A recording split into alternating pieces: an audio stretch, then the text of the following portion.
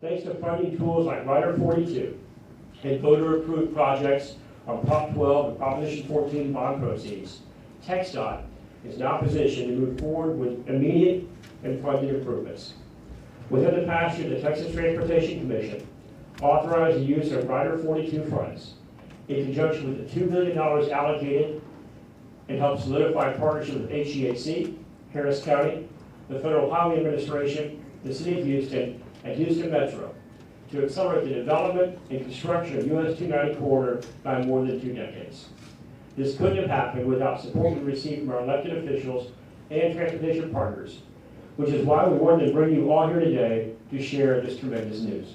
But industry is moving to this state for a couple of reasons. Low regulatory environment was cited in the Manhattan Institute, and political leadership and business-friendly environment.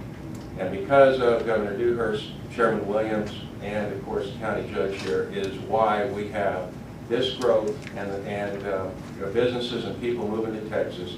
They're voting with their feet. They're coming here. Well, we'll look back 10 and 15 and 25 years and talk about this ceremony, which is opening up a strategic corridor. It clearly serves the regional economy. There's no doubt about it. US 290, with its enhancements, will drive job creation and make our economic base stronger. But here you're going to have additional lanes that people can drive on for no cost, or they can choose to drive on the toll lanes, or there will be the HOV lanes. And it also, the way the whole project's been negotiated, it has to be said that part of it was giving Hempstead corridor back to the state of Texas. Harris County had primacy. But that will allow the Hempstead corridor to be developed, as was mentioned earlier, as a relief route, if nothing else, and those improvements. So everybody's working together. There's no more important project in our region, and today is a great day, and we will continue to move. And I got a call from the Lieutenant Governor, and of course I took it, and I said, okay guys, I'll be back later, put something over my plate, I might be a few minutes. And he said, Tommy, I want you to chair the Transportation and Homeland Security Committee. So we came, when I got back in town, we met and we visited about what needed to be done to improve the transportation infrastructure, particularly the highway infrastructure in our state. And so the Lieutenant Governor had a list. We need to transform TxDOT, an 11,000 person agency, one of the biggest parts of our budget in state government. We needed to come up with some innovative new ways to get money for them to build new capacity in our state. And we needed to come up and do all that and get it passed in the next session. I said, okay, no problem. At any rate, the point I want to make is when Lieutenant Governor Dewhurst makes his mind up, he will move heaven and earth to make some of these projects go forward. Texas is right now in our current budget, we have $8.2 billion of highway lettings. I think that's more than any other state in the country, and I think it is the second year in a row that we have been one of the top 2 states in the country in highway lettings. Now we have a tall order and a lot that we need to do besides this, but this project, to help you get it in perspective, as important as it is to the Houston region, is just part of what's happening here with the expansion of the toll road, the beltway around the Sam Houston Tollway, and completing that from US 59 in Kingwood to Sugar Land in the south. And it's also just a part of several projects that we tackled together in the state Senate and put as part of this $8.2 billion project, because this same thing's happening in San Antonio, Austin, Dallas, and Fort Worth, all over our state. Ladies and gentlemen, good morning, and I'm delighted to be here today. When anyone carries one of these speech boxes, don't worry, there are only a couple of pages in here, so it won't be that long. Just listening, I can summarize my comments, and I'll still give them to you, but I can summarize by saying thank you to TxDOT. Ted, let me tell you, under your chairmanship, Phil, as executive director, with able commissioners, You all have done a great job in a partnership with the county and our federal partners. Let me tell you, the first 5 years of my being your Lieutenant Governor, I was probably the tallest and loudest critic in Texas of this agency. And going through a reorganization, turning yourself around, let me tell you, I am high on TxDOT. I'm real pleased. Let me just start off and say, Phil, thank you for your leadership at the agency. And to Michael and to Roger, thank you for your comments. And to Judge Emmett, longtime friend, a visionary, thank you for all your work with the county. Senator, I'm so pleased with your work with the Transportation Committee, and I know you're going to do a great job as a chair of our Finance Committee. And Jeff, thank you for spending time on the commission and playing such an important role. You know, we're all here today because we want to see more roads built, so hardworking Texans are spending less time in congestion and more time with their families. And I couldn't help but take that 20 minutes a day times 5 days a week times, who takes vacations? 365 days a year. And guess what? We came out with almost 100 hours saved so that you can be with your family.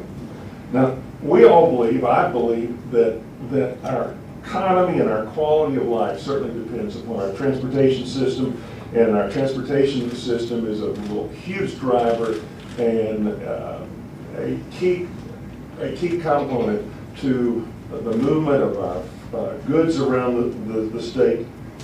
And I've always felt that we needed to focus our money into areas of high congestion. That's not the way the old TxDOT was organized. 25 engineering districts, and money was allocated to the different districts. I'll never forget with the then chair and one of the members and staff that I sat down in my office on a fateful day, February 9, 2008. I mean, obviously made an impression on me if I can remember the date, February the 9th, 2008. And when we got through with a several-hour meeting, I said, all right, I'm really convinced that the Senate will support me on this, and we need to focus on the most congested roadway segments and not channel money necessarily just to the 25 different engineering districts. And so I said, look, can you give me tomorrow morning a list of your priority projects, and you're there, to reduce congestion over the next 10 years, assuming a 7 to 8 million increase in our population. You would have thought I was criticizing someone's mother. You could have heard a pin drop.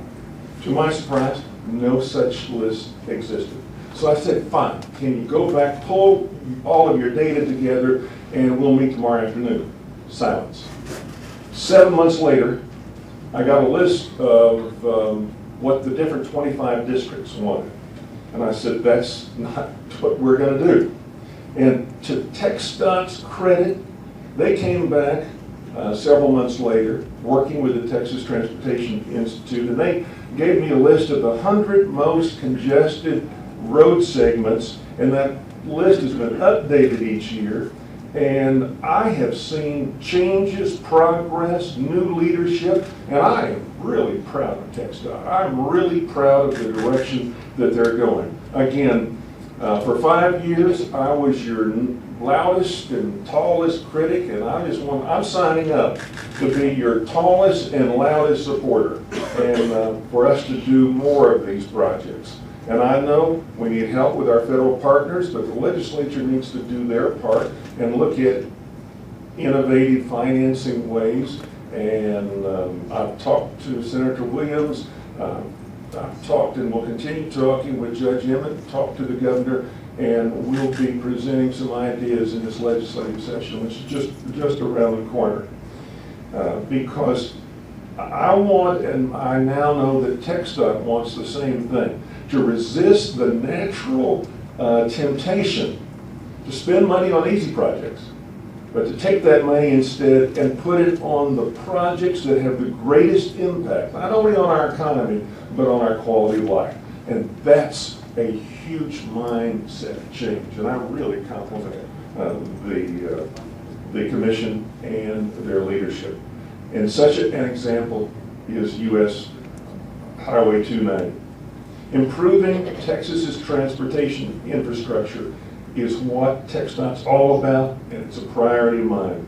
And I look forward to continuing to work with TxDOT, their leadership, with the county, our extraordinary judge, our federal partners, the legislature, to make sure that these projects, we keep accelerating the letting on these projects. And because if we don't, we're going to be in a real pickle.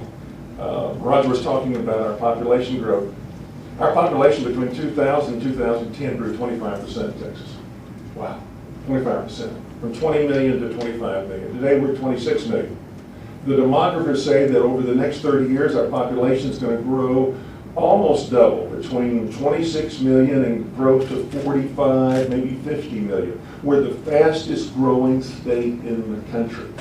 And that was an interesting statistic about California, how we've got a lot of Californians here. We've robbed a lot of California Fortune 1000 headquarters, and they come over here. Today we've got more Fortune 1000 headquarters in Texas than any other state. And so I want to keep the state growing. You want to keep the state growing, and we keep to do it without excellent infrastructure. So thank you, Mr. Chairman. Thank you for all your help. Thank you very much.